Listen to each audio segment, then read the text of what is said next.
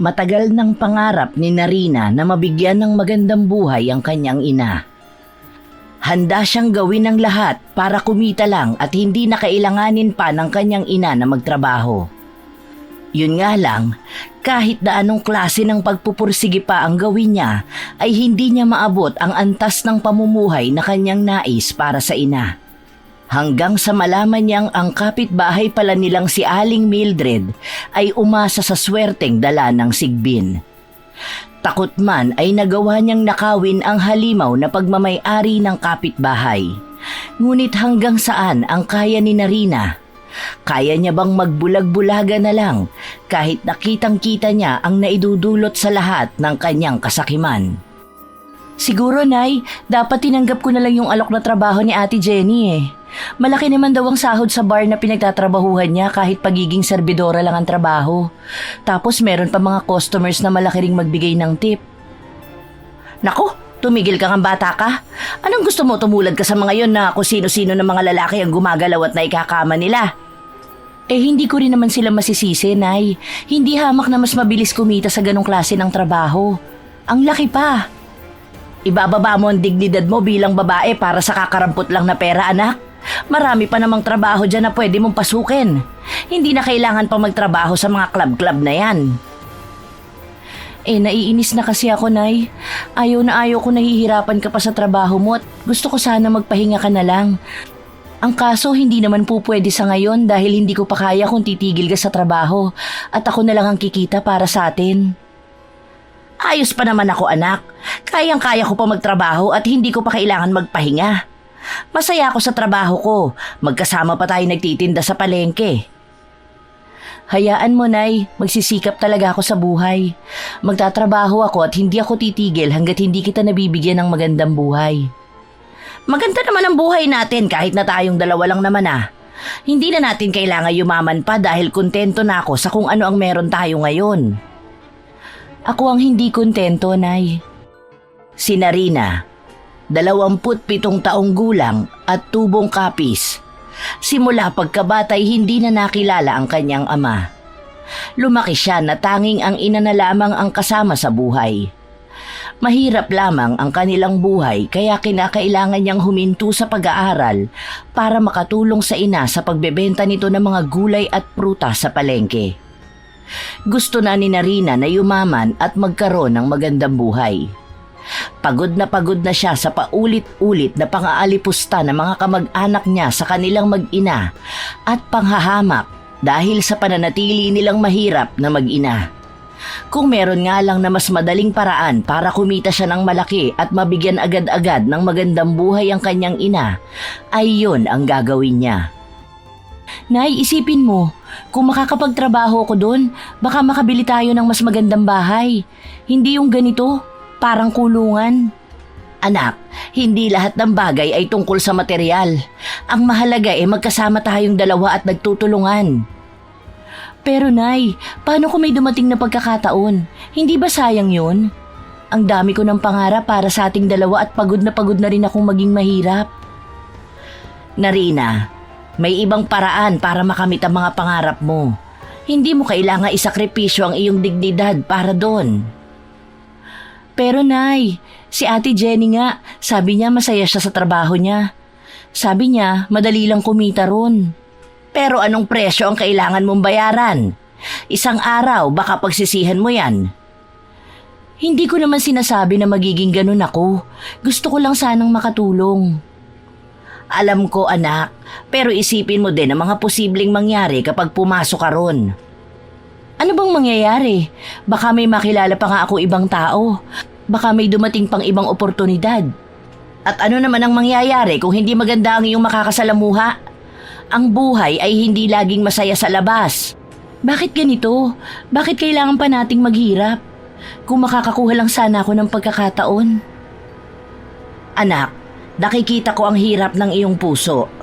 Pero may ibang paraan para makamit ang mga pangarap mo. Gusto ko lang sana makapag-aral ulit, Nay. Gusto ko maabot yung mga pangarap natin. Alam ko, anak, pero may mga bagay tayong dapat isaalang-alang. Paano kung hindi tayo umunlad, Nay? Paano kung laging ganito na lang tayo? Anak, Hindi lahat ay nakukuha sa pera. May halaga rin ang pagmamahal at pagkakaintindihan natin. Kung hindi tayo umunlad, ano naman ngayon? Ikaw lang ang tanging yaman na kayang-kaya kong ipagmalaki. Gagawin ko ang para sa'yo, Nay. Kahit anong mangyari, magsisikap ako para sa ating dalawa. Sige lang, anak. Pero sana isipin mo rin kung ano talaga ang gusto mo. Huwag ka magmadali. Sa kabila ng kanilang pag-uusap, ramdam ni Narina ang init ng kanyang damdamin. Pinaghalong takot at pag-asa. Maaaring isang malaking imposible ang pangarap niyang yumaman. Ngunit handa na siyang gawin ang lahat para matupad yun sa kahit na anong paraan. Isang araw, abala at maingay sa palengke. Ang mga tindera ay nagtitinda ng prutas at gulay. Sa gilid ng isang tindahan, nakaupo si Narina habang inaayos ang mga saging. Si Mariana naman ay nakatayo sa harap, tinatawaran ng isang mamimili ang mga gulay. Sa di kalayuan, naririnig ang masiglang usapan ng ibang tindera. Pwede bang bawasan pa ito, Aling Mariana? 5 piso na lang bawat tali. Naku, hindi na po kaya. Pasensya na ho. Nasa puhunan na po ako niyan. Maganda po itong kangkong, sariwa pa. Sige na nga, eto na lang. Salamat ha. Salamat din po. Balik kayo ha.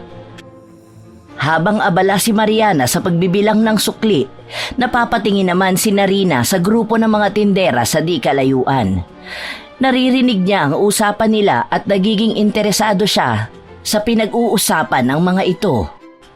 Aba, ang Mildred na yun parang tumama sa loto.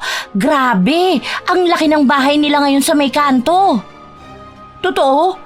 Dating ang halos nagkakandara pa sa utang yun dito sa palengke at renta na din sa pwesto niya. Paano kaya nangyari yun? Baka naman may kinalaman sa Sigbin. Sigbin? Ano namang kababalaghan yan, Mang Kanor? Kasi ang sabi-sabi, yung bigla ang yaman ni Mildred halatang hindi normal. Baka may alaga sa Sigbin. Di ba? Sa kwento, pag may Sigbin ka, dadaloy daw ang pera sa'yo, pero kapalit ang mala sa iba. Si Narina naman ay nakikinig ng mabuti. Napatigil na rin sa pag-aayos ng saging.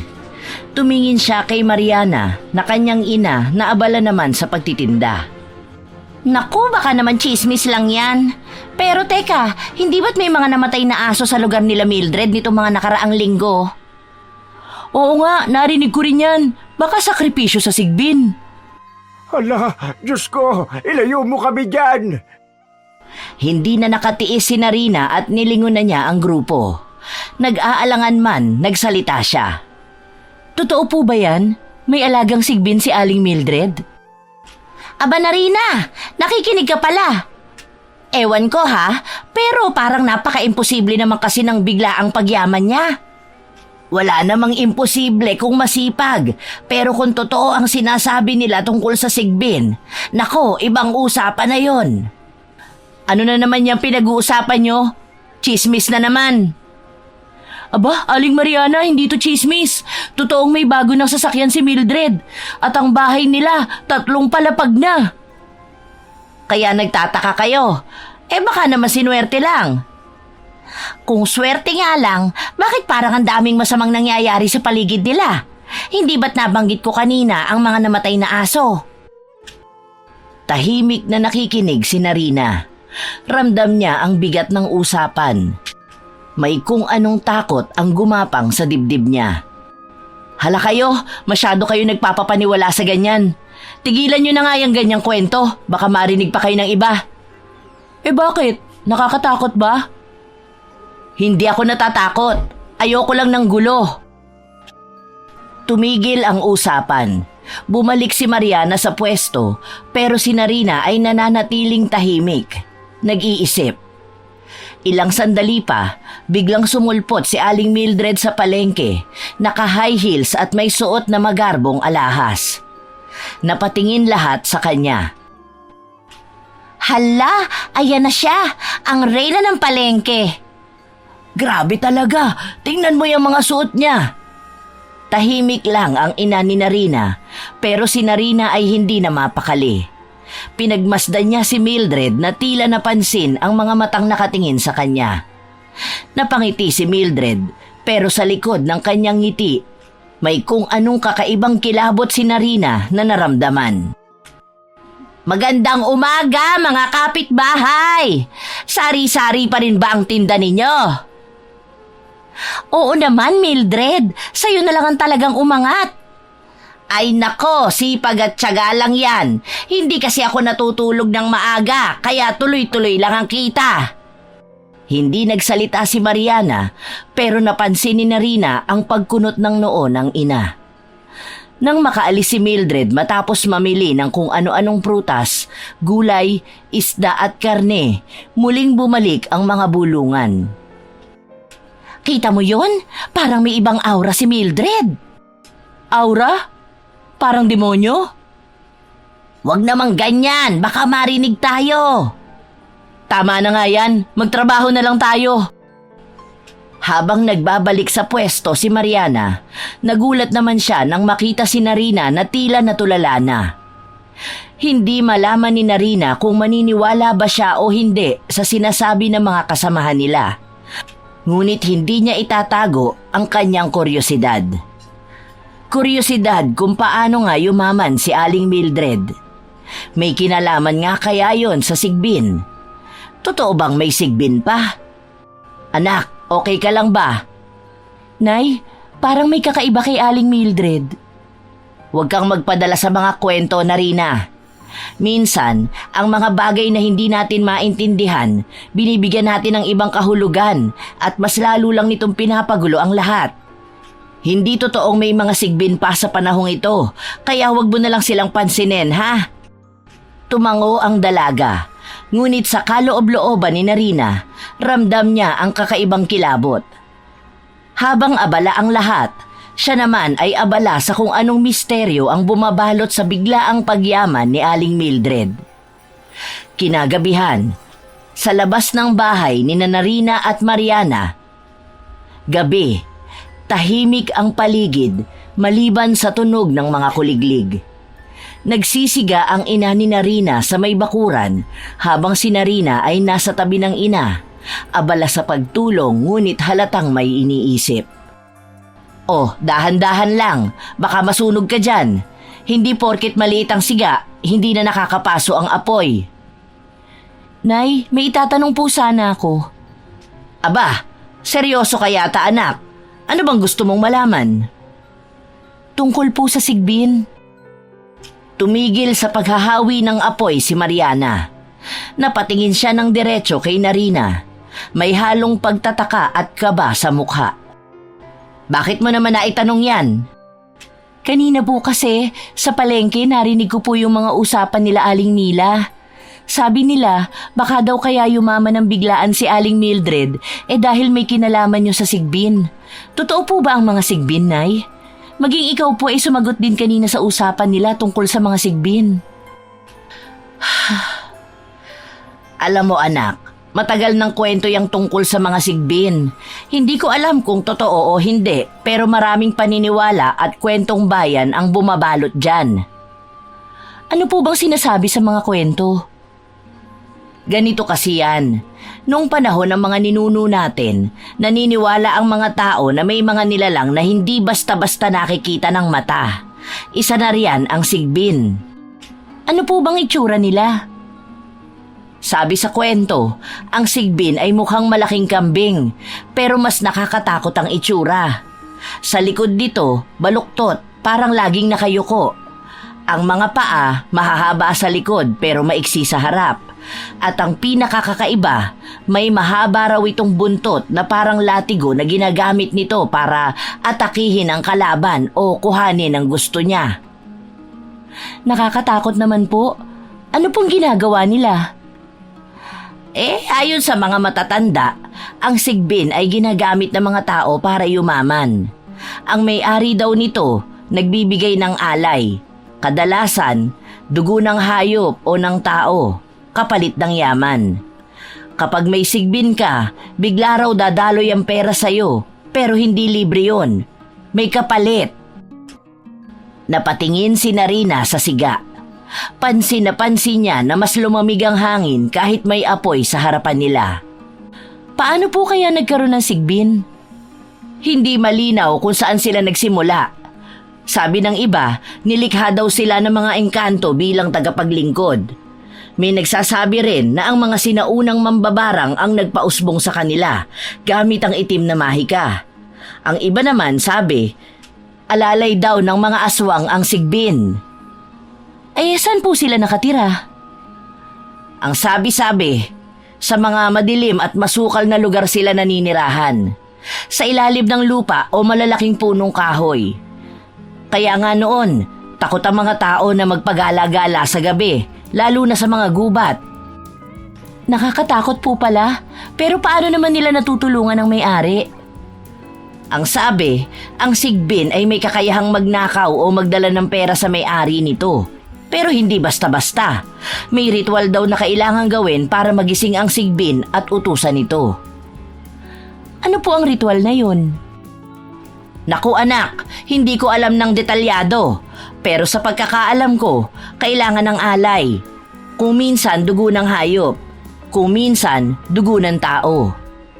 Napalingon si Narina sa kanyang inang si Mariana. Halatang nabigla. Tao? Oo, kaya delikado ang makakita ng sigbin. Sa kwento, ang mga taong may alagang sigbin, mahirap makilala. Akala mo normal lang sila, pero sa gabi, gumagawa sila ng kababalaghan. Tahimik na napaisip si Narina. Sandali siyang tumingin sa mga bituin bago muling nagtanong. Wala po ba silang kahinaan? Meron naman. Sabi nila, takot daw ang sigbin sa asupre at asin. Kaya noong araw, laging may bitbit na asin ang mga tao lalo na paggabi. Takot din daw sila sa sikat ng araw, kaya madalas silang lumalabas tuwing dilim. Paano naman po kung makita ng tao ang sigbin? Kung makita mo sila, huwag kang gagawa ng ingay o bigla ang kilos. Kadalasan, hindi ka nila papansinin kung hindi mo sila sasaktan o papakialaman. Pero kung aatakihin ka, ipukol mo sa kanila ang asin o kahit anong matulis na bagay. Parang ang hirap paniwalaan. Pero, paano kung totoo? Anak, marami sa mga kwentong ito, pwedeng kathang isip lang. Pero minsan, ang hindi natin nakikita, hindi ibig sabihin na hindi ito totoo. Tumahimik si Narina. Iniisip ang mga sinabi ng ina. Ang siga sa harapan nila ay unti-unti nang humina at ang tunog ng mga kuliglig ay naging mas malinaw.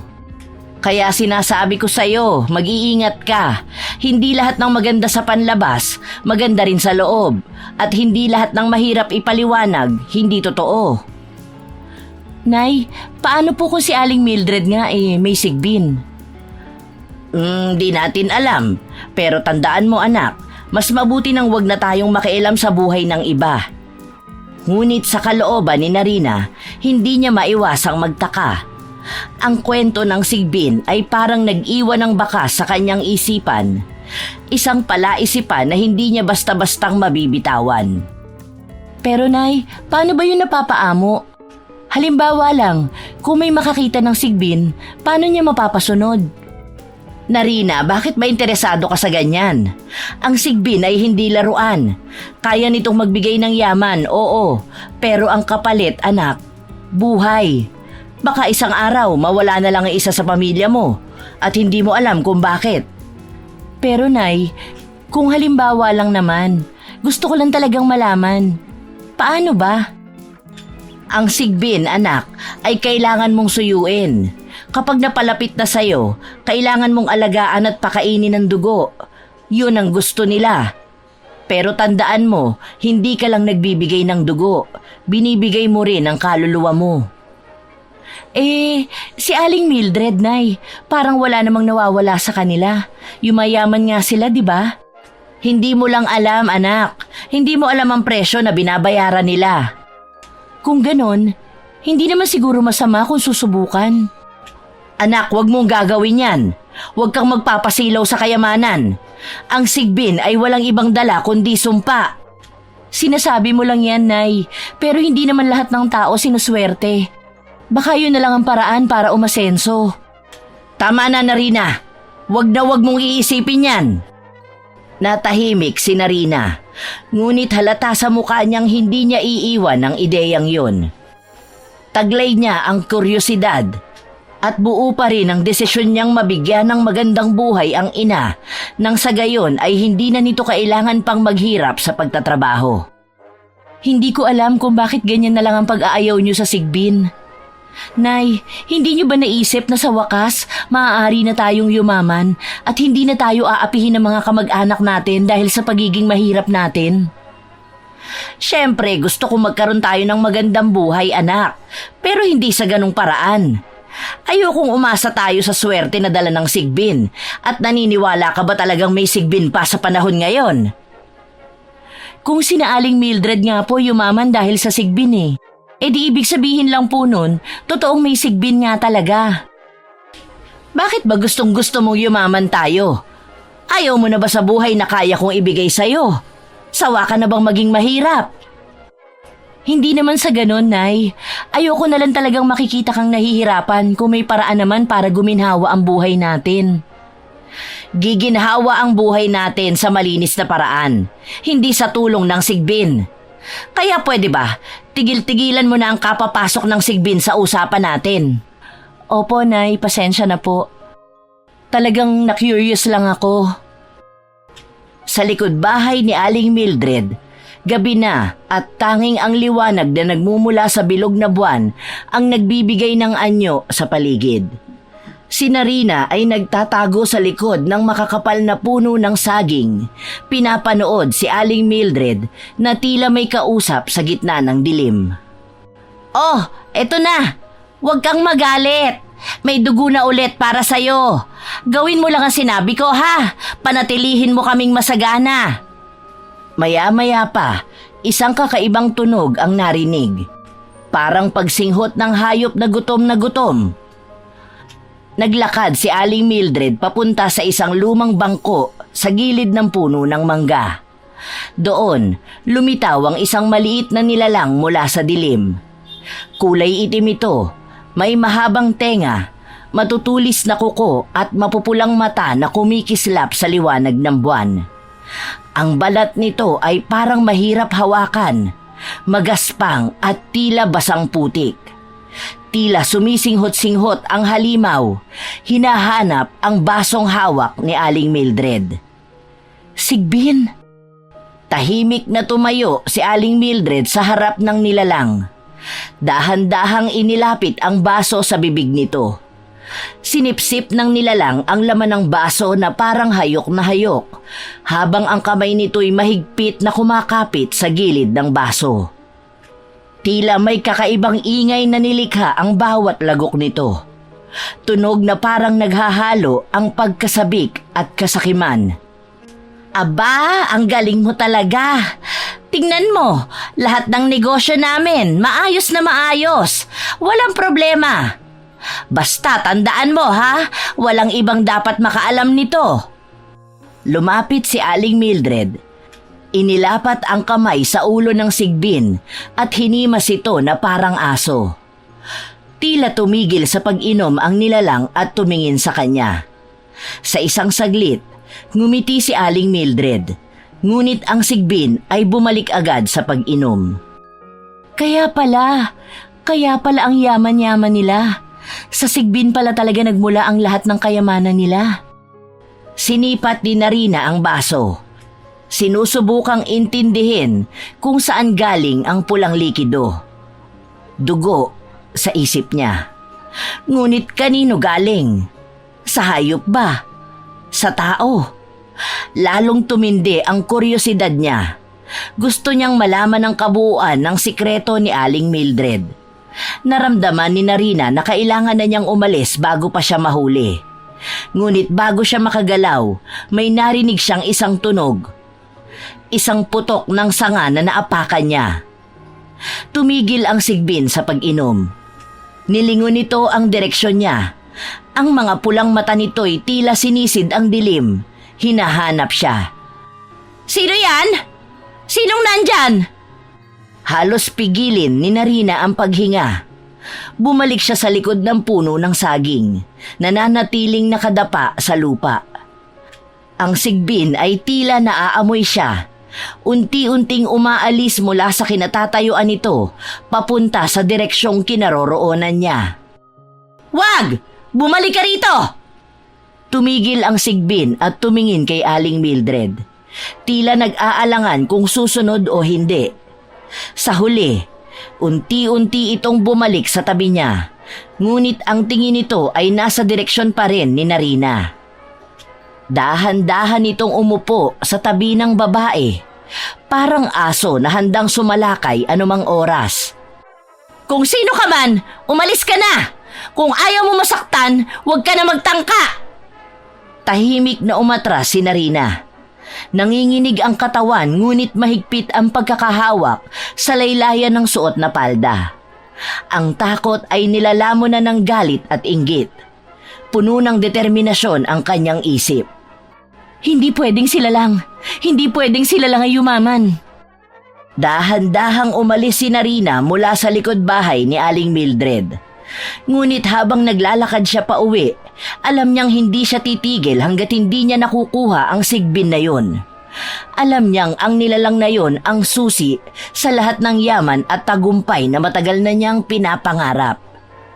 Sa kabila ng dilim ng gabi, nanginginig ang mga mata ni Narina sa pag-asang mabago ang kanyang kapalaran, kahit pa sa pamamagitan ng isang sumpa. "Ano bang pinagsasasabi mo, Narina? Hindi totoo ang mga sigbin. Tumigil ka na nga." "Hindi ako nagsisinungaling, Nay. Kitang-kita talaga ng dalawang mga mata ko ang sigbin na inaalagaan ni Aling Mildred." "Narina, ano ba? Akala ko ba nag-usap na tayo tungkol dito? Akala ko tinigilan mo na ang tungkol sa sigbin. At bakit ka pumunta sa bahay ni na Mildred? Paano kung nahuli ka niya at nag-trespassing sa bakura niya? Di nakulong ka pa. Narina naman." "Pasensya na po, Nay, pero hindi talaga ako tinatantanan ng kuryosidad ko. At isa pa, nag-ingat naman po ako eh. Wala naman nangyari sa akin." "Nakikiusap ako sa'yo, anak. Tigilan mo na, ha? Huwag mo nang isipin pa ang sigbin. Walang mabuting maidudulot yon sa atin." "Bakit ho ba parang galit na galit kayo sa mga sigbin, Nay? Palagi na lang kayo nagagalit sa tuwing nababanggit ko ang tungkol sa kanila." "Dahil namatay ang ama mo nang dahil sa sigbin. Pinangarap niya ring yumaman at makaahon ang pamilya natin sa kahirapan. Pero wala yung naidulot na mabuti sa atin dahil kasawian ng iyong ama ang naging kapalit. Kaya ayaw na ayaw kong pinag-uusapan ang tungkol sa kanila dahil mga halimaw sila. Kung hindi dahil sa kanila, di sana kasama pa rin natin hanggang ngayon ang ama mo." "Po? Nay, totoo ba yan?" "Oo, totoo ang sinasabi ko. Kaya nakikiusap ako sa iyo, anak. Tantanan mo na ang tungkol sa mga sigbin. Hindi ko na talaga makakaya kung pati ikaw mawawala sa akin dahil sa mga halimaw na yun." Doon na natapos ang pag-uusap ni Narina at ng kanyang ina tungkol sa sigbin. Hindi na nakakibo pa si Narina kahit na gustong-gusto niyang ipaglaban sa ina ang kagustuhan na magkaroon ng sariling sigbin. Kaya pala namatay ang kanyang ama noon ay nang dahil sa sigbin. Ano kayang nangyari? Hindi ba nagtagumpay ang kanyang ama na mapaamo ang sigbin, kaya ito pumanaw? Kinabukasan, maingay na naman ang paligid sa palengke. Puno ng sigawan ng mga tindera, kaluskos na mga tsinelas at amoy ng iba't ibang paninda, prutas, isda at gulay. Sa isang gilid ng palengke, makikita si Mariana at Narina na abala sa pagtitinda ng gulay. Nakalagay sa bilao ang mga kangkong, sitaw, talong at iba pa. Pawisan ang mag-ina ngunit hindi nila alintana ang init ng araw. "Narina, ayusin mo yung sitaw. Huwag mong isiksik sa gilid, baka hindi mapansin ng mga mamimili." "Opo, Nay. Ang init kasi, nakakainis na." "Tiis lang, anak. Ganito talaga ang buhay natin." Sa kalagitnaan ng kanilang ginagawa, biglang may dumating na grupo ng mga babae. Mga tiyahin at pinsan ni Mariana. Ang kanilang mga suot ay halatang magagarang damit, May mga alahas na kumikislap sa liwanag ng araw. Nakataas ang kilay nila habang nakatingin sa mag-ina. Ang leader ng grupo ay si Tia Elvira, ang pinakamatanda at mayaman sa kanilang magkakamag-anak. Ay, Mariana, kayo na naman ang anak mo ang narito? Hindi pa rin kayo umaasenso? Magandang umaga, Ate Elvira. Ganito pa rin po kami, nagtitiis at nagtatrabaho ng marangal. Marangal? Aba Mariana, hindi ba nakakasawa ang ganito? Araw-araw na lang kayong nasa palengke, samantalang kaming lahat. Tingnan mo naman, nakapagpatayo na ng negosyo, nakabili ng lupa't bahay. Kayo, nakapagtinda na ba kayo kahit man lang sa grocery? Hindi po masama ang magtinda sa palengke, pare-pareho lang po yan. Ay, ikaw talaga oo. Kaya hindi kayo umaasenso eh. Masama ang ugali mo. Imbis na magpasalamat kayo sa payo ni Tiang Elvira, ganyan pa ang sinasagot mo. Hindi po namin kailangan ng payo. Nagtatrabaho naman po kami ng maayos. Hindi kami umaasa sa ibang tao. Nagtatrabaho? Oh, talaga? Bakit parang hindi naman kayo umaangat? Tingnan mo nga yung nanay mo. Parang tumanda ng sobra sa kakakayod. Ikaw naman, Narina. Wala kang ginawa kundi magalit. Paano kayo magiging matagumpay niyan? Tila napako ang kanyang ina sa kinatatayuan. Hindi na siya makasagot, ngunit halata sa kanyang mukha ang kahihiyan. Tinitigan niya ang mga gulay na para bang gustong maglaho na lang kasama ng mga ito. Anak, hayaan mo na lang sila. Huwag ka nang makipagtalo. Nay, bakit po kasi hindi niyo sila sagutin? Hindi naman po nila alam ang hirap natin. Tama na ate, hayaan mo na sila. Di naman lahat pwedeng yumaman eh. May mga tao talagang isinilang para maghirap. Tama ka, Obet. At mukhang si Mariana at ang anak niya ay kasama sa mga mahihirap na yon. Naglakad paikot sa paninda ng mag-ina ang grupo. Tila sinisilip-silip ang mga gulay. Ang ilan sa kanila ay nakangisi, halatang natutuwa sa pambubuska. Ito bang talong na ito, Mariana? Sigurado ka bang sariwa? Baka naman galing na ito sa pinagtapunan. Lito, hindi ako nagtitinda ng panis o bulok. Sariwa ang lahat ng yan. Hayaan mo na siya, Lito. Dyan lang naman sila umaasa. Kung hindi sila magtitinda ng gulay, ano na lang kaya ang mangyayari sa kanila? Pwede hubang tumigil na kayo? Wala po kaming ginagawa sa inyo. Pero kung makapanlait kayo, mga wala kayong respeto. Respeto? Aba, ikaw talagang bata ka. Hindi mo pa nga napapatunayan ang sarili mo pero ganyan ka na magsalita. Nakakahiya ka. Anak, tama na. Hindi na kailangan makipagtalo pa. Mariana, alagaan mo ang ugali ng anak mo. Baka kaya kayo hindi umaasenso dahil ganyan ang asal niya. Naglakad ang grupo papalayo. Ang tawanan nila ay parang dagok sa pandinig ni Narina. Tahimik ang mag-ina. Ngunit halata ang bigat ng kanilang damdamin. Si Mariana ay yumuko at nagpatuloy sa pag-aayos ng paninda, habang si Narina ay nakatingin lang sa kanilang panindang gulay, puno ng galit at kahihiyan. Nay, kailan po ba tayo makakalaya sa ganito? Kailan po ba tayo makakapantay sa kanila? Anak, hindi sukatan ng tagumpay ang yaman. Ang mahalaga, marangal tayong nabubuhay. Pero Nay, hindi naman nila tayo tinatrato ng patas. Ang tingin nila sa atin ay parang mga basura lang. Gusto ko po magbago yun. Gusto ko ipakita sa kanila na kaya din nating umasenso. Darating din ang araw, anak. Basta magtiwala ka lang sa Diyos at sa sarili mo. Tahimik na napuno ng determinasyon si Narina. Sa kanyang isipan, nangako siyang gagawin ng lahat upang makalaya sila sa kahirapan, kahit ano pa ang kapalit. Kailangan niya na talagang makuha ang sigbin kay Aling Mildred. Siya naman ang mag-aalaga nun para siya naman ang magkaroon ng walang katapusang swerte. Pinapangako niya sa kanyang sarili na gagawin niya ang lahat para lang umangat ang kanilang buhay na mag-ina at nang hindi na sila tapak-tapakan ng kung sino-sino lang. Pagod na akong maging mahirap. Gusto ko nang yumaman at mabili ang lahat ng gusto ko. Ayoko na ng tinatapak-tapakan lang kami. Panginoon, tulungan mo po sana kami. Narina, tama na yan. Dapat nga makontento ka pa sa kung anong meron tayo. Kahit na naghihirap ang buhay natin, ang mahalaga naman magkasama tayong dalawa, hindi ba? Nay, hindi naman po siguro masamang mangarap ng magandang buhay para sa ating dalawa. Hayaan niyo na po ako, kasi ito talaga ang pangarap ko para sa atin. Hay nako. O sige, ikaw na ang bahala. Kung ano ang gusto mo, gawin mo na. Basta siguraduhin mo lang na hindi ka gagawa ng kahit na anong bagay na maaari mong ikapahamak, ha? Opo, Nay, pangako. At saka, hindi ko pa po kayo pwedeng iwanan. Kawawa naman kayo kung mawawalan ka pa ng maganda at sobrang bait na anak. Dumali ka na naman. Puro ka talaga kalokohan. Sige na, magpapahinga na ako. Magpahinga ka na rin. Opo, Nay. Salamat po. Nang masiguradong nagpapahinga na ang kanyang ina, dali-dali nang lumabas sa kanilang bahay si Narina at nagtungo sa bahay ni Aling Mildred. Madilim ang paligid at tanging liwanag mula sa buwan ang nagbibigay silaw sa bakuran. Nakatalukbong ng itim na tela si Narina. Nanginginig siya sa takot ngunit determinado.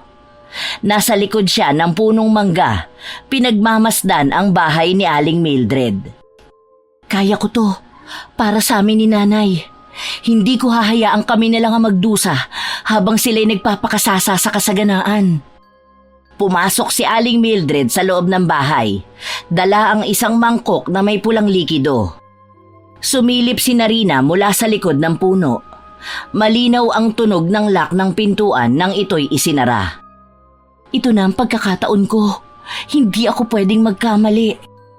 Maingat na lumapit si Narina sa gilid ng bahay. Nanginginig ang kanyang mga kamay habang hinahaplos ang malamig na dingding. Napansin niya ang isang maliit na bintana sa likod na bahagyang nakabukas. Walang atrasan, Narina. Isa lang ang pagkakataon na meron ka at hindi mo to pwedeng sayangin. Lakasan mo at tibayan mo ang iyong loob. Kaya mo to. Sana.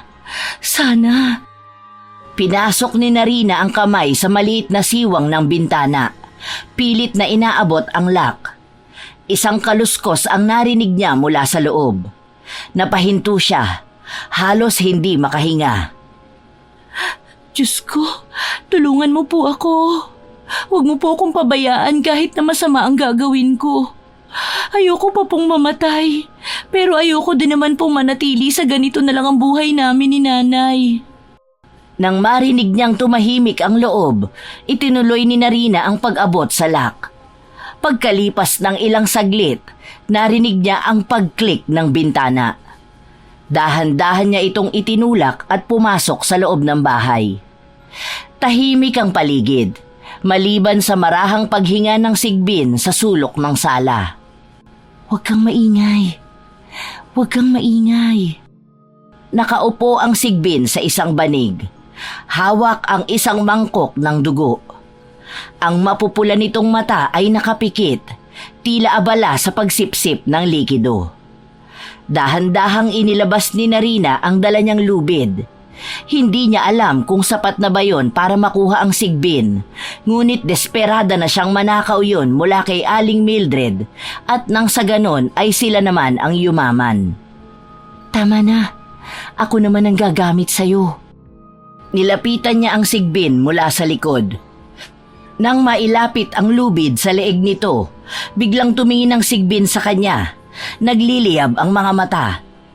Napaatras si Narina, ngunit mabilis siyang bumawi. Ikinulong niya ang sigbin sa banig gamit ang lubid. Tumigil ka! Hindi mo ko matatakot. Aking ka na ngayon. Ako na ang magmamay-ari sa'yo. Ako naman ang makikinabang sa'yo. Pasensyahan na lang tayo, Aling Mildred. Sana iningatan mo ang sigbin mo at hindi mo sana hinayaang makita ko pa ito. Nagpumiglas ang sigbin, ngunit mahigpit ang pagkakagapos ni Narina dito. Nang tuluyang maitali, isinilid niya ito sa dala niyang sako. mabilis siyang lumabas sa bintana at tumakbo papunta sa gubat. Sa isang abandonadong kubo sa gubat niya dinala ang sigbin. Walang naglalakas loob na pumunta sa lugar na yon dahil sa dami ng mga kwento-kwento tungkol sa mga kahindik-hindik at kababalaghang nangyayari sa gubat na yon, pati na rin sa mga elementong nakatira doon. Tahimik ang paligid. Tanging huni ng mga kuliglig at ihip ng hangin ang maririnig. Binuksan ni Narina ang sako at inilabas ang sigbin na nagliliyab pa rin ang mga mata. Ang sigbin ay naupo sa isang banig na dala ni Narina. Tahimik ito ngunit nagmamasid. Ang katawan nito'y baluktot, tila isang kombinasyon ng hayop at nilalang na hindi kailanman dapat umiral. Ang balahibo nito'y makintab ngunit madungis na parang hinugot mula sa kailaliman ng lupa. Ang kulay nito'y itim na tila uling, ngunit kapag tinatamaan ng liwanag ng buwan, nagbabaga ang bawat hibla ng balahibo. Ang ulo nito'y mahaba, may malaking bunganga na punong-puno ng matatalas ng ngipin. Ang mga mata nito'y kasing pula ng dugo, nagliliyab sa dilim. May mahabang tenga na parang tenga ng kuneho, ngunit ang dulo'y nakabaluktot na tila sungay. Sa bawat galaw ng tenga nito, naririnig ang malutong na tunog ng hangin na pumapasok sa loob ng tenga. Hindi ko lubos akalain na ang nakakatakot na tulad mo ay iba yung swerte naman ang maibibigay sa amin. Ang mga paa ng sigbin ay mahahaba, balingkinitan ngunit makapangyarihan. Ang mga kuko nito'y tila mga bakal na matutulis, hinuhukay ang lupa sa bawat pagkilos. May buntot ito na mahaba, parang lubid na puno ng tinik, at ang bawat paggalaw nito'y parang nananadya, tila gustong sugatan ang sino mang lumapit. Sa bawat paghinga ng sigbin, maririnig ang tunog na parang nagmumula sa kailaliman ng impyerno. Malalim, namamaos at puno ng galit. Ngunit ang pinaka nakakatakot dito ay ang tila malataong ekspresyon ng mukha nito. Parang iniintindi nito ang bawat nangyayari sa paligid. Parang may plano. Parang alam nito na naroon si Narina. Para kang demonyo na hindi ko maintindihan. Dapat ako matakot sa'yo pero hindi ko alam kung bakit nakakaya pa kitang titigan. Siguro dahil na rin sa kaisipan ng mga maaari mong maibigay sa akin ngayon na ako na ang nagmamay-ari sa'yo. Biglang tumingin ang sigbin sa direksyon ni Narina. Napahinto siya sa paghinga. Ang puso'y parang gusto nang tumalon mula sa kanyang dibdib. Ang mga mata ng sigbin ay nagliyab palalo, tila nanunuot sa kaluluwa niya. Hindi ito gumalaw, ngunit ang presensya nito'y parang bumabalot sa buong paligid. Sinasakal ang bawat paghinga ni Narina. "Huwag kang gagalaw! Huwag kang lalapit!" Ngunit ang sigbin ay tila ngumiti lamang sa kanya. Isang nakakatakot, malademonyong ngiti na nagpapakita ng matatalas nitong mga ngipin. Ang ngiting yun ay nagbigay kay Narina ng pakiramdam na alam ng nilalang ang lahat ng iniisip niya. Alam nito ang takot niya. Alam nito ang kahinaan niya. "Pakiusap, tulungan mo sana ako. Katulad sa kung paano mo tinulungan si Aling Mildred na magkaroon din ng magandang buhay." Sa bawat pagkilos ni Narina, sumusunod ang tingin ng sigbin sa kanya. Hindi ito gumagalaw, ngunit nararamdaman niya ang bigat ng presensya nito. Parang humihila ng tanikala mula sa kanyang leeg. Hindi niya maalis ang tingin niya sa sigbin, kahit pag gusto na niyang tumakbo sa takot. Takot? Hindi siya dapat natatakot. Ang paligid naman ay tila nagiging mas madilim. Ang mga tunog ng kuliglig at huni ng mga ibon ay nawala. Tahimik ang lahat, maliban sa marahas na tunog ng paghinga ni Narina at ng sigbin. Ang katahimikan ay mas nakakatakot kaysa sa anumang sigaw. "Tulungan mo ako mabigyan ng magandang buhay si Nanay. Nakikiusap ako sa'yo." Naramdaman ni Narina ang malamig na pawis na bumaba mula sa kanyang noo. Ang buong katawan niya'y nanginginig, hindi dahil sa lamig ng gabi, kundi dahil sa purong takot na dulot ng sigbin. Pakiramdam niya'y napako na siya sa kinatatayuan niya. Walang magawa kundi panoorin ang nakakatakot. Sana tulungan mo akong yumaman. Gusto ko magkaroon ng malaking mansyon, maraming sasakyan, at saka mga negosyo. Narinig niya ang sigbin na parang tumawa. Isang mababang tunog na mamaos na nagpapadagdag sa kanyang takot. Napaatras siyang muli, ngunit natapakan ng isang tuyong sanga. Ang sigbin ay automatikong tumayo mula sa banig nito. Mabagal, ngunit puno ng intensyon. "Huwag kang lalapit! Huwag!" Ngunit sa pagmamakaawa niya sa sigbin na huwag itong lumapit sa kanya, ay lumapit pa rin ito. Ang mga kuko nito'y humuhukay sa lupa. Ang bawat hakbang nito'y nag-iiwan ng bakas na parang sinusunog ang sahig.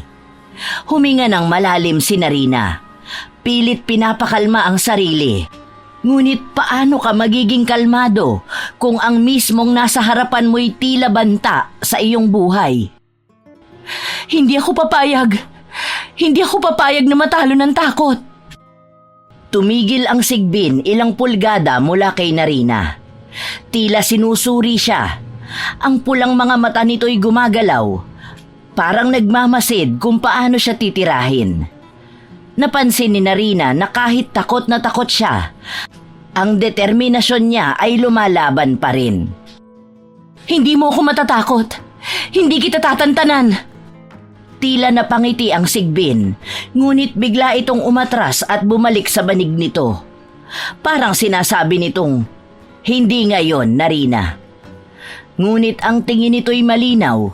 Kilala na nito ang kalaban nito. May inihanda siyang isang malaking banga. Nakapwesto yon sa gitna ng kubo at mabilis na pumunta naman doon ang sigbin. "Ngayon, ikaw naman ang may gagawin para sa akin. Ako ang magpapakain sa'yo at ako rin ang mag-uutos." Nilabas niya ang baso at inilagay ito sa harap ng sigbin. Tila alam ng nilalang ang gagawin, ngunit nanatili lamang ang galit nito.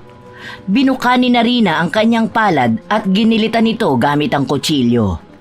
Pumatak ang dugo sa baso na agad na kinuha ng sigbin. "Huwag mong sasayangin yan. Kailangan ko matupad ang lahat ng hiling ko."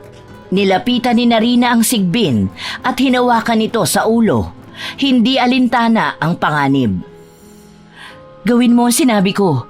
Tiyakin mo ang bawat hiling ko ay magkakatotoo." Tumawa ng mahina ang sigbin habang iniinom ang dugo. Tila nagkaroon ng kasunduan ng dalawa sa katahimikan ng gabi.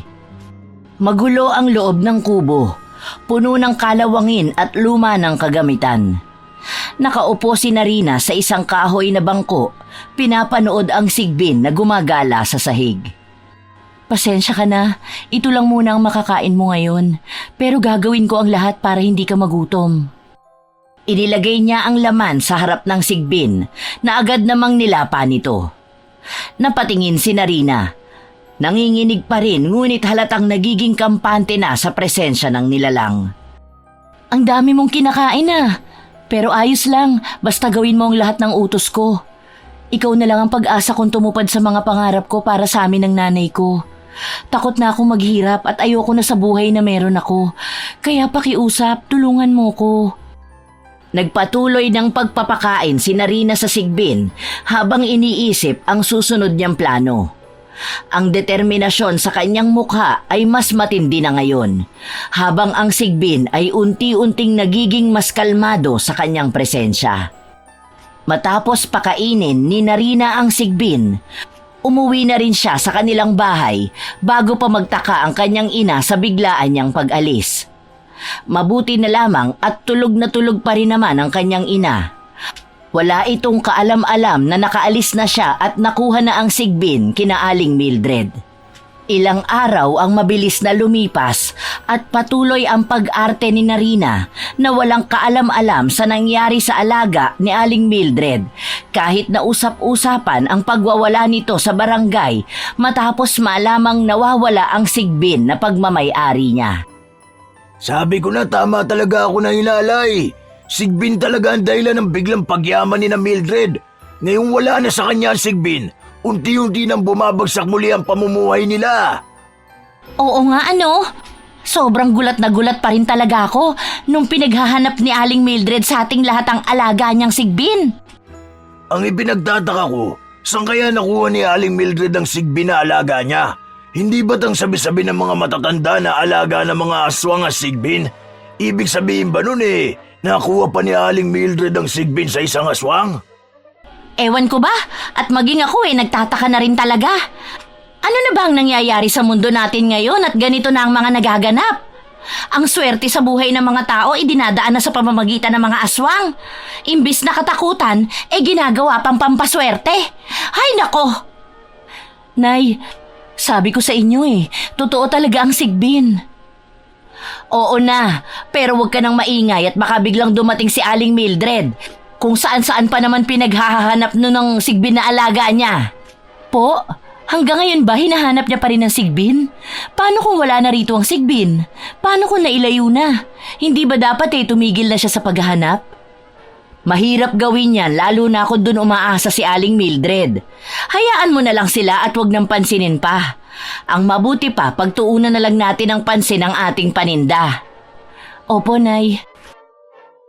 Sa isang madilim at makulimlim na kagubatan, ang liwanag ng bilog na buwan ay tumatama sa gitna ng maliit na abandonadong bahay kubo, kung saan naroon ang altar na gawa sa kahoy, dahon at bato. Nakatirik ang 3 pulang kandila habang ang paligid ay tahimik maliban sa alingaw-ngaw ng hangin. Si Narina ay nakasuot ng itim na balabal, nakaluhod sa harap ng altar. Si Mang Emil naman ay nasa gilid, hawak ang isang sinaunang aklat habang nagmamasid sa bawat galaw ng dalaga.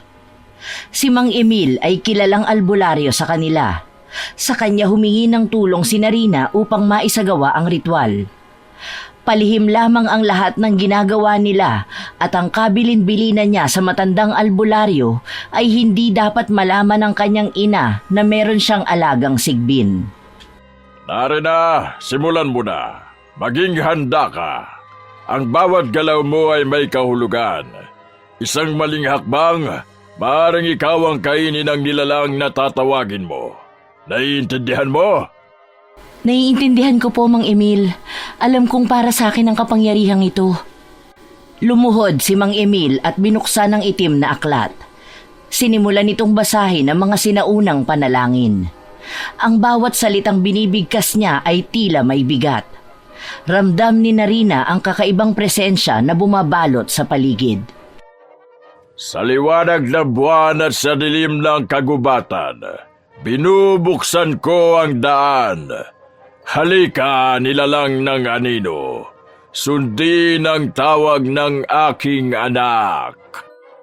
Habang sinasabi ni Mang Emil ang mga salitang yun, kinuha ni Narina ang bote ng dugo.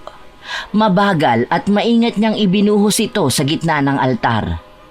Ang pulang likido ay dumaloy sa mga ukit ng bato na parang sinisipsip nito ang bawat patak. Ano ang susunod na gagawin, Mang Emil? Itirik mo ang mga kandila. Sa bawat pag-apoy, sambitin mo ang pangalan mo. Paalabin mo ang intensyon mo. Sinindihan ni Narina ang unang kandila. Sa bawat liwanag na lumitaw, parang nagbabago ang paligid. Mas nagiging malamig, mas nagiging makapangyarihan. Ako si Narina, anak ni Mariana. Sa ilalim ng liwanag ng buwan, inuutos ko sa iyo, Sigbin, lumabas ka mula sa dilim. Ang hangin ay bumigat. Ang mga dahon sa paligid ay nagsimula ng umikot sa ere. Ang mga kuliglig at ibon sa kagubatan ay biglang tumigil. Lahat ay tila naghihintay sa susunod na mangyayari. Ulitin mo! Palakasin mo ang tinig mo! Huwag kang matakot! Narito ako! Narito ako para mag-utos sa'yo! Mula ngayon, ikaw ay susunod sa bawat salita ko! Biglang lumiyab ang 3 kandila ng sabay-sabay. Isang malakas na ihip ng hangin ang dumaan sa bahay kubo, dahilan upang maaninag ang anino ng isang nilalang sa harap ng altar. Ang sigbin ay unti-unting lumitaw mula sa dilim. Isang mabangis at malaasong anyo, ngunit mas nakakatakot ang mga pulang mata nito na tila tumutusok sa kaluluwa ni Narina. Huwag kang kikilos! Hayaan mo siyang lumapit! Kailangan niyang kilalanin ka bilang amo niya! Nanatiling nakaluhod si Narina. Ramdam niya ang malamig na hangin na dumampi sa kanyang balat habang ang sigbin ay mabagal na lumapit. Ang mga mata nito ay nakatuon lamang sa kanya. Halika, kilalanin mo ko. Ako ang magiging amo mo. Ang sigbin ay huminto sa harap ni Narina. Tumahimik ang lahat. Sa isang saglit, tila wala ng ibang umiiral kundi si Narina at ang nilalang. Ang sigbin ay yumuko, tanda ng pagsuko nito sa kanya. Ngunit kahit natagumpay, ramdam ni Narina ang bigat ng presensya nito, isang paalala ng panganib na hatid nito. Tapos na ang ritual. Nakuha mo na ang gusto mo, Iha. Pero tandaan mo, hindi mo siya dapat biguin. Isang maling utos, maaaring ikaw ang kainin niya. Tumayo si Narina, hawak ang kandila. Ngumiti siya ng may kumpiyansa. Wala akong balak magkamali, Mang Emil. Alam ko ang gusto ko at ngayon, alam kong wala nang makakahadlang sa akin. Habang nagsasalita si Narina, ang sigbin ay nanatiling tahimik, ngunit ang mga mata nito ay tila nagbabanta. Si Mang Emil naman ay tumingin sa kanya, puno ng pag-aalala, ngunit hindi na nagsalita pa. Mukhang maganda ang pasok ng taon sa atin ngayon. Tingnan mo nga naman at talagang sunod-sunod ang benta natin. Malaki ang kita ngayon sa palengke at kung patuloy na ganito ang mangyayari sa atin, natitiyak ko makakaipon na tayo. Oo nga po, Nay. Tuwang-tuwa rin ako. Ito kasi ang matagal ko nang pinapangarap para sa atin. Mukhang unti-unti nang natutupad. Sabi ko naman kasi sa iyo kailangan lang ng sipag at tiyaga. Pasasaan ba at magiging maayos din ang lahat? Tingnan mo naman araw-araw ubos palagi ang paninda natin. Ang saya-saya ko, Nay. Ako din, anak. Masayang masaya ako. Sa isang lamesa, nakapatong ang isang malaking bunton ng pera. Si Narina ay nakaupo at masiglang nagbibilang, habang ang kanyang ina naman ay nagtitimpla ng kape sa gilid. Tingnan mo to, Nay. Hindi ko akalain na ganito kabilis ang balik ng puhunan natin. Araw pa lang ang nakalipas nang magsimula tayo sa pagtitinda ng ulam, pero ganito na karami ang kita natin. Malaking biyaya nga yan, anak. Pero hindi ba't parang napakabilis? Hindi kaya... Tumigil si Mariana sa pagsasalita. Tila nagdadalawang isip. Napatitig siya sa paligid. Tila may inaasahang lumabas mula sa dilim. Hindi kaya ano po, Nay? Swerte lang talaga tayo. Kaya tigilan mo na yung mga iniisip mong hindi maganda. Hindi naman kasi lahat ng swerte ay libre, anak. Minsan may kapalit din. Napangiti si Narina, ngunit halatang inis ang tono niya. Kapalit? Wala akong pakialam, Nay. Basta ang mahalaga, umaangat na tayo. Hindi ko hahayaan na may sumira pa sa lahat ng ito. Bakit parang galit na galit ka naman? Nay, ayoko kasi na kung ano-anong iniisip o inuugnay mo sa mga nangyayari sa atin ngayon. Hindi ba pwedeng magpasalamat na lang po tayo kaysa magduda sa lahat ng tinatamasa natin ngayon? Pasensya na, anak. Hindi lang talaga ako sanay sa ganito. Pero huwag kang mag-alala dahil hindi na ito mauulit pa. Masaya ako sa nangyayari sa buhay natin ngayon. Sana wag mong masamain ang nasabi ko kanina. Wala pong problema, Nay. Isang umaga, habang kumakain ng almusal sina Narina at Mariana, biglang dumating si Anton, ang kapitbahay nila, na mukhang gulat at takot na takot. Mariana! Narina! Narinig niyo na ba ang balita? Si Mang Tomas, pinatay kagabi! Ano? Sino may gawa? Hindi namin alam. Natagpuan lang siyang wala ng buhay sa tabi ng ilog. Parang hayop pang pumatay dahil puro kalmot at kagat ang katawan niya. Diyos ko! Ano na naman kaya ito? Kaya mag-iingat kayo ha. Hindi natin alam kung sino o anong gumagala sa paligid. Umaatake na naman ba ang mga halimaw na yon? Hanggang kailan ba tayo magtitiis at matatakot ng ganito? Kailan ba tayo magkakaroon ng normal na buhay? Palagi ko rin yung tanong sa sarili ko. Ngunit hanggat nandyan at pag-alagala ang mga halimaw, tiyak ko na hindi tayo magkakaroon ng normal na buhay. Talagang nakakatakot na nga ang mundo ngayon. Tama. O siya, maiwan ko na muna kayo ha. Kailangan ko pa kasing bigyan ng babala ang ilan pa nating kapitbahay. Anak, hindi kaya... Hindi ako sang-ayon sa iniisip mo, Nay. Walang kinalaman dito ang Sigbin. Tingin mo ba talaga inosente ang Sigbin ni Mildred? Hindi mo ba napapansin, simula nang dumating yung Sigbin ni Mildred, parang may kakaibang nangyayari na sa baryo natin? Akala ko ba hindi ka naniniwala sa Sigbin, Nay? Paanong hindi ako maniniwala halos lahat ng taga rito sa atin, walang ibang bukang bibig kundi ang Sigbin na yun. Kung sa bagay po, pero hayaan nyo na, Nay, hindi na natin problema yun. Lumipas ang mga araw, lalong naging matagumpay si Narina katulad ng inaasahan niya. Ang kanilang tindahan ay dinudumog ng tao at hindi nauubusan ng mamimili. Palaging sold out ang mga tinda nilang mag-ina, kaya palaging maaga pa lang nakakauwi na sila. Ngunit kasabay ng mga magagandang nangyayari sa kanila, sunod-sunod din ang balita ng mga karumal-dumal na pagpatay. Isang gabi, habang binibilang ni Narina ang pera na kinita nila sa lamesa, dumating ang kanyang ina na may dalang masamang balita mula sa mga kapitbahay. Anak, 3 na ang napatay ngayong linggo. Si Aling Marta, si Mang Igme at si Benji. Lahat sila natagpo ang halos hindi na makilala ang mukha. Tumingin si Narina kay Mariana, halatang naiinis. Nay, pwede ba? Huwag mong dalhin dito ang mga balitang yan. Hindi ko kailangan ng negatibong enerhiya. Pero anak, hindi mo ba napapansin? Parang may koneksyon ng mga nangyayari. Ang swerte mo, ang sunod-sunod na pagkamatay ng mga kapitbahay natin. Tama na, Nay. Wala akong pakialam sa mga patay na yan. Ang mahalaga, maayos ang buhay natin. Huwag mo po sanang sirain ang gabi ko. Tahimik na tumalikod si Mariana, ngunit halatang balisa siya. Sa kalagitnaan ng gabi, nagising si Narina sa malakas na alingaw-ngaw ng Sigbin. Bumangon siya at lumabas ng bahay. Sa ilalim ng buwan, nakita niya ang Sigbin na naglalakad papunta sa kagubatan. Hindi niya alam kung paano yun napunta sa malapit sa kanila at kung paano yun nakaalis sa bahay kubo na pinagdalhan niya noon. San ka pupunta? Hindi sumagot ang Sigbin. Sa halip, mabilis itong nawala sa dilim. Bumalik si Narina sa loob ng bahay, ngunit hindi siya mapakali. May kung anong kirot sa kanyang dibdib, ngunit pilit niya itong binaliwala.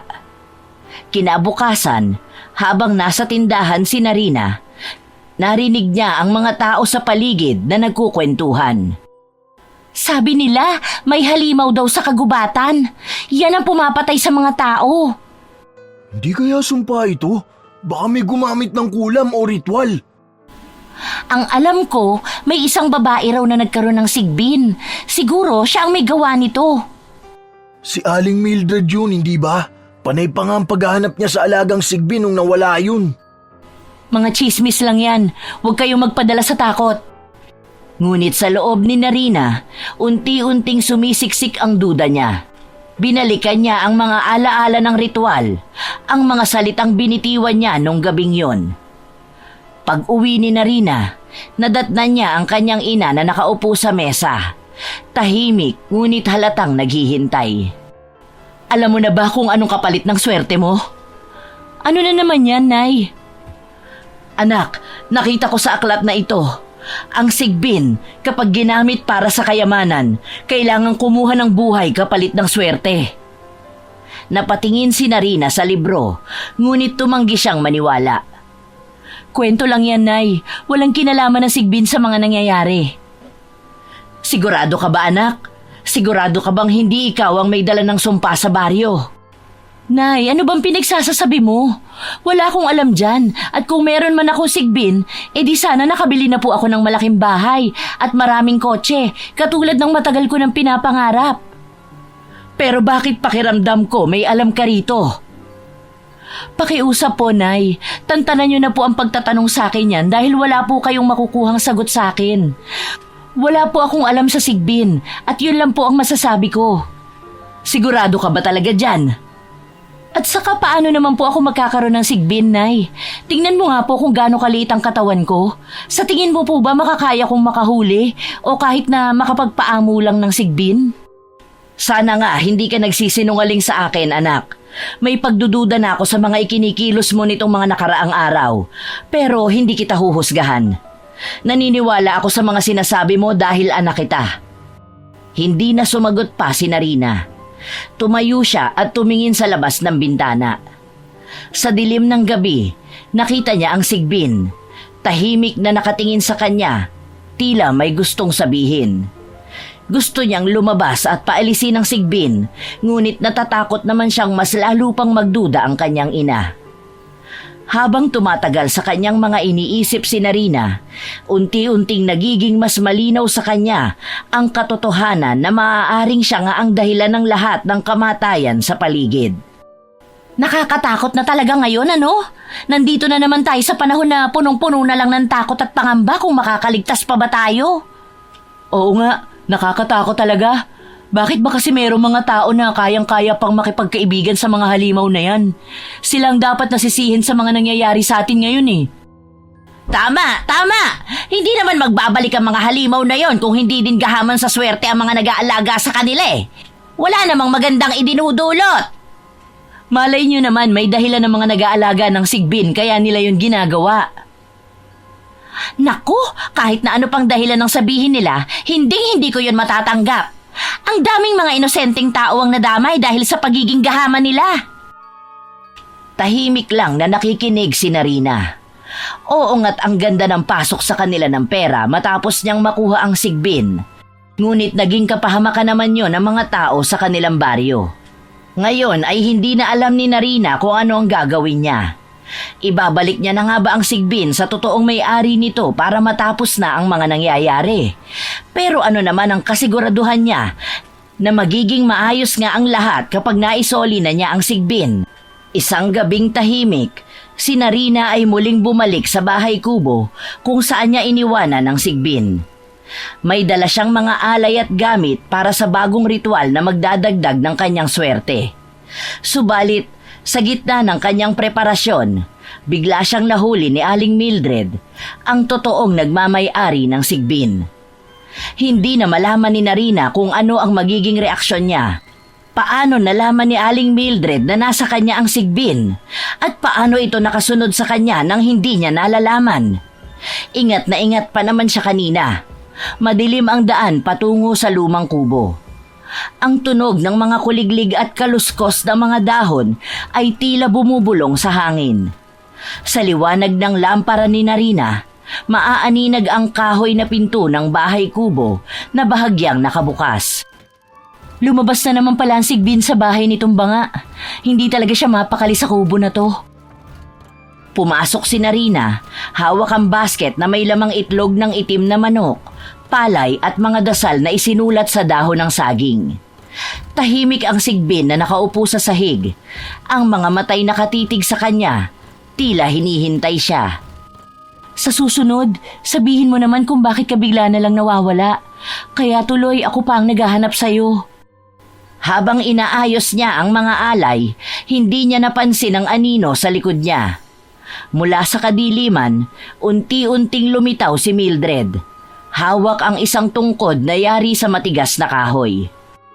Mukhang komportable ka na sa alaga ko, Narina. Napalingon si Narina. Nabitawan ang lampara sa gulat. Sa liwanag nito, tumambad ang matandang babae na may matatalim na mata at maputlang mukha. Sino ka? Hindi mo na ako kaagad kilala? Ako ang tunay na may-ari ng sigbin na yan. At ngayon, narito ako para kuhanin siya pabalik. Napatayo si Narina. Ang takot ay napalitan ng galit. Humarang siya sa harap ng sigbin. Tila sinasabi sa kilos niya na hindi niya ito ibibigay. Hindi mo pag-aari ang sigbin na ito. Ako ang nagpakain sa kanya. Nag-alaga at nagpatuloy. Ako na ang amo niya ngayon. Amo? Hindi mo naiintindihan kung ano ang hawak mo, Narina. Ang sigbin ay hindi basta-bastang hayop. Isa siyang halimaw. At kung hindi mo siya kayang kontrolin, ikaw ang magdurusa. Lumapit si Mildred kay Narina, ngunit hindi umatras si Narina. Ang sigbin ay nanatiling tahimik sa tabi nila, ngunit ang aura nito'y tila nagbabago, nagiging mas mabigat at nakakabahala. Wala akong pakialam sa mga pinagsasasabi mo. Ang mahalaga, nasa akin siya ngayon at wala kang karapatang bawiin siya. Hindi mo ako mauuto. Akin ang sigbin at mananatili ito sa akin. Alam mo ba kung bakit ko siya pinakawalan at hinayaang mapunta sa'yo? Hindi dahil gusto ko, kundi dahil kailangan. Ang bawat utos na ibinibigay mo sa kanya ay may kapalit. Hindi mo ba napapansin ang mga nangyayari sa baryo ninyo? Natigilan si Narina. Bumalik sa isip niya ang sunod-sunod na pagpatay sa kanilang lugar. Ang mga katawan na natagpuan sa gubat, ang takot na bumalot sa buong baryo. Pilit niyang tinanggal ang ideyang yon sa isip niya. Wala akong alam sa sinasabi mo. Hindi ako naniniwala sa mga kasinungalingan mo. Hindi kasinungalingan ang sinasabi ko. Bawat patak ng swerteng tinatamasa mo, bawat biyayang dumadating sa buhay mo, may kapalit na dugo. Siya ang kumukuha ng mga buhay na yon, Narina. At ikaw ang nag-uutos sa kanya nang hindi mo namamalayan. Lumapit si Mildred sa pinto ng kubo. Tumigil at muling tumingin kay Narina. Ang boses niya ay puno ng bigat at babala. Tandaan mo ito, Narina. Ang sigbin ay sumusunod lamang sa kanyang tunay na amo. At kung hindi mo kayang panindigan ang kapalit ng swerte na binibigay niya, ikaw ang magiging susunod na biktima. Tumalikod si Mildred. Ngunit bago siya tuluyang umalis, huminto siya at tumingin muli kay Narina. At isang huling bagay, kapag dumating ang araw na hindi mo na siya makontrol, huwag kang magtangkang humingi ng tulong dahil wala nang makakapagligtas sa'yo. Umalis si Mildred. Iniwang tahimik si Narina sa loob ng kubo. Ang sigbin ay muling tumingin sa kanya. Tila walang alam sa mga nangyayari. Napabuntong hininga si Narina. Bumalik siya sa kanilang bahay, dala ang bigat ng mga sinabi ni Aling Mildred. Sa buong magdamag, hindi siya makatulog. Pabalik-balik sa isip niya ang mga sinabi ni Aling Mildred, lalo na ang tungkol sa kapalit ng swerte. Kasinungalingan lang lahat ng yun. Walang kapalit ang biyayang ito. Wala. Ngunit habang iniisip niya ito, naalala niya ang mga balita, ang sunod-sunod na pagpatay, ang mga bangkay na natagpuan sa gubat. Hindi niya maalis sa isip ang koneksyon nito sa sigbin. Ngunit pilit niyang itinatanggi yon sa isipan. Sa umaga, nagising siya na puno ng kaba. Habang binabantayan ng sigbin, napansin niyang tila may kakaiba rito. Mas tahimik ito, mas malalim ang tingin at tila mas mabigat ang presensya nito. Ngunit alam niyang hindi yon ang totoo. Ang mga salita ni Aling Mildred ay parang multong bumabalot sa kanyang pagkatao. Alam niyang darating ang araw na kailangang harapin niya ang katotohanan at ang sumpa na dala ng sigbin. Ngunit paano? Anak, okay ka lang ba? Kanina ka pa tahimik. Wala po, inay. Pagod lang siguro ako. O sige, magpahinga ka na. Opo, nay. Salamat po. Sa bahay kubo na inukupa ni Narina. Gabi. Malakas ang ulan sa labas at ang kubo ay tahimik maliban sa malalalim na buntong hininga ni Narina. Nakakaramdam siya ng hindi maipaliwanag na bigat sa kanyang dibdib. Ang huling babala sa kanya ni Aling Mildred ay paulit-ulit na umaalingaw-ngaw sa kanyang isipan. Nakaupo si Narina sa isang maliit na mesa sa sala ng bahay kubo. Hawak ang isang basong tubig. Nakatingin siya sa malayo habang ang ulan ay patuloy na bumabagsak. Ang sigbin ay nakaupo malapit sa kanyang mga paa. Tahimik, ngunit mapanlin lang ang tingin. Totoo nga ang hinala ko. Totoong may alaga kang sigbin. Patawarin mo po ako, Nay. Hindi ko na po nasabi sa inyo. Alam mo ba kung gaano katindi ang kapalit ng ginawa mong yan, anak? Alam ko po, Nay. Nasabi na rin po sa akin ni Mang Emil. Pero wala na po akong pakialam. Ang mahalaga lang po sa akin, guminhawa ang buhay natin. Paano naman ako? Hindi mo man lang ba ako naiisip? Paano kung may mangyaring masama sa'yo? Paano na ako? Wala pong mangyayaring masama sa akin, Nay. Kayang-kaya ko pong alagaan ang sarili ko. Paano ka naman nakakasiguro, ha? Nay, pakiusap. Ito po ang gusto ko para sa atin. Pagod na po akong maghirap tayo. Kung ito lang po ang tanging paraan para umayos ang buhay natin, gagawin ko po. Doon na natapos ang usapan ng mag-ina. Hindi na nakapagsalita pa ang ina ni Narina, kaya nanatili na siyang tahimik. Alam niyang galit ang kanyang ina sa kanya, ngunit wala namang magawa sa sobrang katigasan ng ulo niya.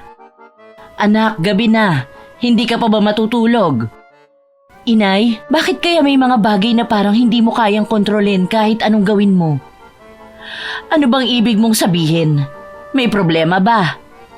Ang swerte na tinatamasa natin, hindi talaga swerte. May kapalit. Alam ko naman po yun, pero hindi ko talaga kayang isipin na mawawala sa akin ang sigbin. Tingin ko yun na lang po talaga ang tanging paraan para maging maayos ang buhay natin. Tumigil si Mariana. Napansin ang bigat ng boses ng anak. Anak, kung ano man ang iniisip mo, sabihin mo na sa akin. Hindi mo kailangang mag-isa sa lahat ng ito. Nagsimula si Narina na magkwento tungkol sa sigbin, kung paano niya ito nahanap, kung paano ito naging bahagi ng kanilang buhay at ang mga babala ni Aling Mildred. Anak, bakit mo itinago sa akin ang ganito kalaking bagay? Kasi natakot ako, Inay. Natakot ako mawala ang lahat ng biyayang ito. Pero ngayong naiintindihan ko na po ang kapalit, hindi ko na alam kung ano ang gagawin. Biglang may narinig silang malalakas na kaluskos mula sa labas. Napatingin si Narina sa sigbin, na ngayon ay nakatayo na at tila alerto. Ang mga mata nito'y nagliliwanag sa dilim. Ano yan? Wala po, manatili ka lang dito, Inay. Habang papalapit si Narina sa pinto, bigla itong bumukas ng malakas. Isang lalaki ang pumasok, basang-basa sa ulan at duguan ang mukha. Sumigaw ito, halatang natatakot. Tulong! Tulong! Diyos ko! Anong nangyari sa'yo? May halimaw! Pinatay niya ang mga kasama ko! Nagkatinginan sina Mariana at Narina. Ang takot ay bumalot sa kanilang dalawa. Alam ni Narina kung sino ang tinutukoy ng lalaki. Sigbin! Tumakbo palabas si Narina upang makita ang nangyayari. Sa dilim ng gabi, sa gitna ng ulan, nakita niya ang sigbin na nakatayo sa gitna ng kagubatan. Ang paligid nito ay puno ng dugo at isang katawan. Sa gitna ng kaguluhan, muling lumitaw si Aling Mildred na lumalakad sa ulan. Ang ekspresyon niya ay puno ng awa at galit habang nakatingin kay Narina. Ngayon mo na ba naiintindihan ang sinasabi ko, Narina? Bakit mo hinayaang mangyari ito? Bakit hindi mo ako tinulungan? Hindi ako ang may kagagawa nito. Ikaw ang pumili. Ikaw ang nagdesisyon na kunin ang hindi naman sayo. Napahawak si Narina sa ulo niya, tila naguguluhan. Ang sigbin ay nakatayo malapit sa kanila. Ang dugo nito'y tumutulo mula sa mga pangil nito. Isa lang ang paraan para matapos ito, Narina. Isauli mo siya sa akin. Hindi. Hindi ko kaya. Kung ganon, maghanda ka na sa kapalit. Dahil hindi pa ito ang katapusan. Narina, sige na. Isauli mo na ang sigbin.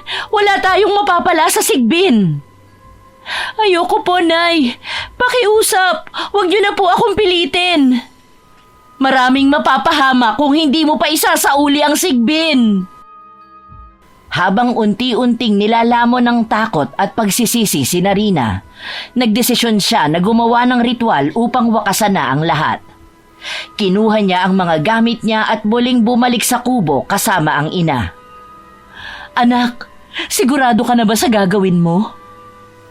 Wala namang ibang paraan, inay. Kailangan ko ng wakasan ito. Habang ginagawa niya ang ritual, nagising ang Sigbin. Ang mga mata nito'y nagliliyab habang dahan-dahang lumapit sa kanya. Anak, tumigil ka na! Hindi, inay. Kailangan ko tong gawin. Itinaboy ni Narina ang Sigbin palapit sa banga. Nahirapan pa siyang hintayin itong makapasok bago niya tuluyang sinabuyan ng agwa bendita ang banga na tahanan ng Sigbin. Narinig niya ang malakas na sigaw ng Sigbin. Sa huling bahagi ng ritual, biglang napasigaw si Narina habang ang Sigbin ay biglang naglaho sa isang malakas na putok ng liwanag. Ang katahimikan ay bumalot sa paligid. Pagkatapos ay bumalik sina Narina at Mariana sa kanilang bahay. Sa unang pagkakataon, tahimik ang gabi. Ngunit ang takot at alaala ng nangyari ay nanatiling buhay sa kanila. Anak, tapos na ba talaga? Opo, inay, pero alam kong hindi mawawala ang mga sugat na iniwan nito. Naiintindihan kita, anak, pero gusto ko lang din na malaman mong hindi sa lahat ng pagkakataon dapat tayong umasa sa swerte. Dapat samahan din natin ang sipag at tiyaga para tuluyan tayong umunlad. Naiintindihan kita, anak. Sana lang naging leksyon ang lahat ng nangyari sa'yo. Sana hindi mo na ito ulitin pa. Hindi na po talaga, Nay. Ayoko na pong gumawa ng isang desisyong pagsisisihan ko rin naman pagkatapos. Sa huli, napagtanto ni Narina na ang swerte at yaman ay walang halaga kung ang kapalit nito ay buhay ng ibang tao.